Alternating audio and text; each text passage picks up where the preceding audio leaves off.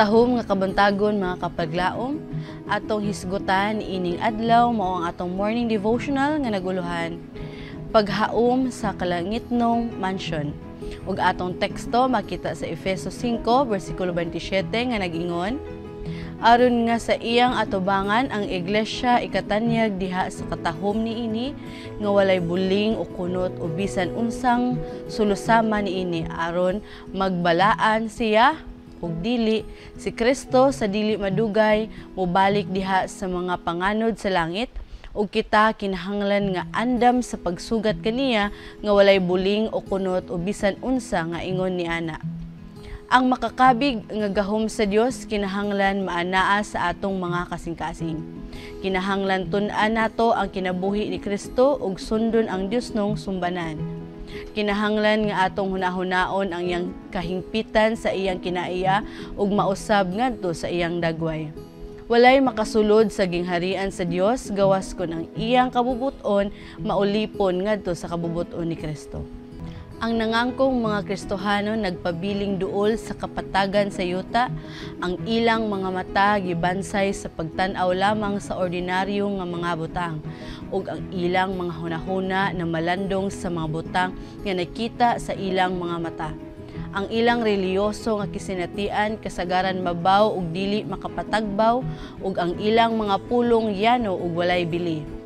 Sa unsa nga paagi kini makapakita sa dagway ni Kristo?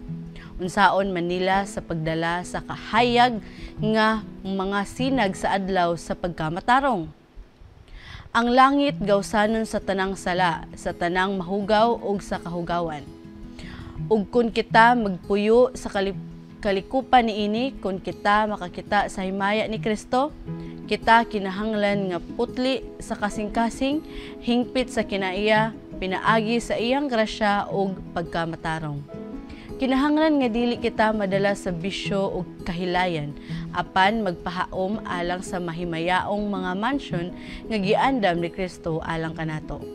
Si Kristo sa dili madugay mobalik diha sa himaya, ug sa diha nga ang iyang pagkahalangdon ipagdayag ang kalibutan mangandoy nga sila makabaton sa iyang pabor.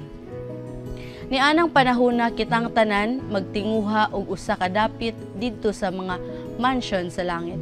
Apan kadtong wala magsugid kang Kristo karon diha sa pulong sa kinabuhi sa kinaiya, dili magdahom nga iya silang isugid unya atubangan sa iyang amahan ug ang balaang mga anghel.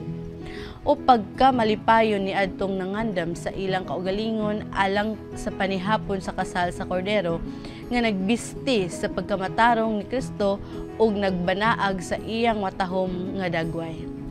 Sigla magasulob sa puting lino nga putli nga maoy pagkamatarong sa mga balaan ug si Kristo magdala kanila ngadto sa mga tubig sa kinabuhi. Ug ang Dios magapahid sa tanang luha gikan sa ilang mga mata ug sila makabaton sa kinabuhi nga sama sa kinabuhi sa Dios. Magampo kita mga kapaglaom. Aman nga balaan, salamat kayo sa adlaw nga imong gihatag diri kanamo. Salamat kayo Ginoo sa basahon nga nakapahinumdom kanamo nga dili kami angay magpadala sa kahilayan sa kalibutan ug kami kinahanglan isulob ang ang bisti sa pagkamatarong ang bisti nga imong gibisti Ginoo. Salamat kayo sa kanunay ikaw nagapanalangin kanamo ug nagpakamaayo kanamo. Pasaylua kami sa umang sala, kining tanan akong ipasalamatan tuod lamang sa subugtong mga luwas. Amen.